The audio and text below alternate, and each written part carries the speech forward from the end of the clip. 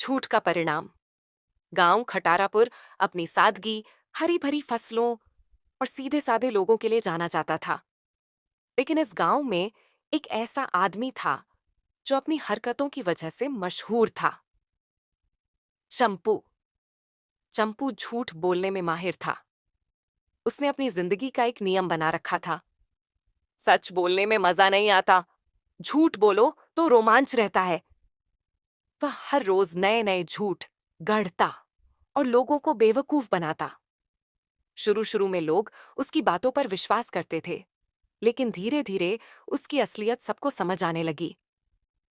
पर चंपू बाजी नहीं आता था। उसे लगता था कि उसका दिमाग सबसे तेज है और वह कभी पकड़ में नहीं आएगा। लेकिन उसे क्या पता था कि एक दिन उसका झूठ ही उसकी सबसे बड़ी मुसीबत बन जाएगा। एक दिन चंपू के दिमाग में एक नई शरारत आई। उसने सोचा, क्यों ना कुछ बड़ा किया जाए। उसने अफवाह फैला दी कि गांव के कुएं में एक डरावनी भूतनी रहती है जो रात को लोगों को डराने आती है। गांव वालों ने पहले तो इस पर ध्यान नहीं दिया, लेकिन जब रामू काका की बैलगाड़ी कुएं के पास खराब हो गई और उन्होंने कहा कि वहां कुछ अजीब आवाजें सुनी थीं, तो अफवाह और तेज हो गई। लोग रात के समय कुएं के पास जाने से डरने लगे। चंपू ने सोचा कि अब मजा आएगा।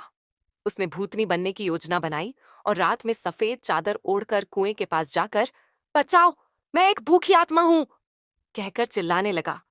गांव के लोग यह आवाज सुनकर कांपने लगे। लेकिन तभी गांव के भोला कुत्ता गैंग ने चंपू को देख लिया।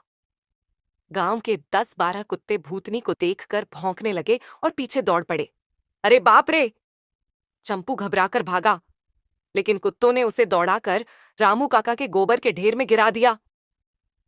गांव वालों को जब असली बात पता चली, तो उन्होंने चंपू को गाय के गोबर से नहलाने की सजा दी। कुछ दिनों बाद चंपू को फिर शरारत सूझी।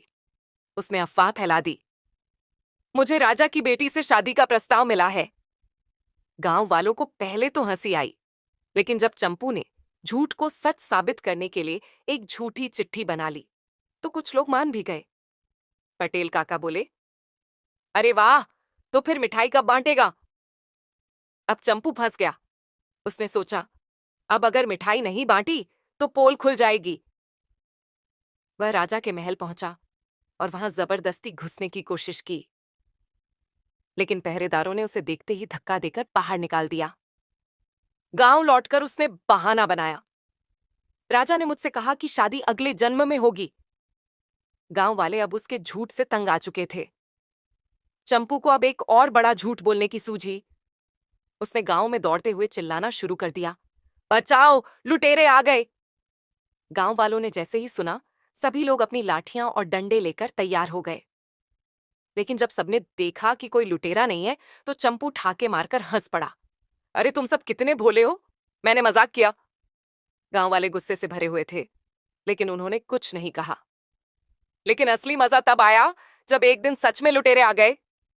रात के समय जब गांव पर असली डाकुओं ने हमला किया, तो चंपू फिर चिल्लाने लगा, बचाओ, लुटेरे आ गए। पर इस बार किसी ने उसकी बात पर विश्वास नहीं किया। गांव वालों ने सोचा, फिर कोई नया मजाक होगा, और वे चैन से सोते रहे। डाकुओं ने चंपू को पकड़ लिया और उसकी पूरी मूछें साफ कर दी। सुबह जब गांव वालों को असली लुटेरों की खबर मिली, तो सभी ने चंपू की हालत देखकर कहा, अरे अब कैसा लग रहा है झूठ बोलकर। चंपू ने उस दिन कसम खाई कि अब कभी झूठ नहीं बोलेगा। चंपू को अपने झूठ का असली परिणाम भुगतना पड़ा। उसने समझ लिया कि झूठ हमेशा नहीं चलता, और अगर कोई बार बार झूठ बोले, तो जब वह सच भी कहे, तब भी लोग उस पर भरोसा नहीं करते। गांव वालों ने उसे माफ कर दिया, लेकिन अब कोई उसकी बातों पर विश्वास नहीं करता था। और इस तरह चंपू ने झूठ बोलने की आदत छोड़ दी, कम से कम कुछ महीनों के लिए।